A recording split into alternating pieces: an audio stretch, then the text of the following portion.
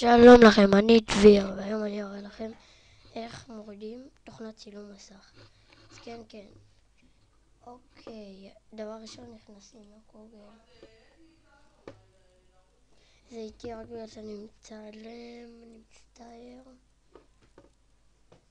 אבל זה לא עד כדי כך איתי. אוקיי, אז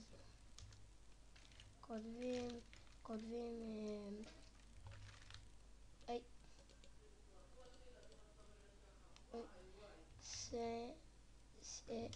סין 10-11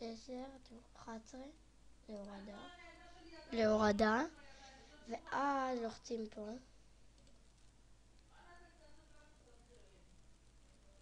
מורידים את זה. אוקיי, סבבה.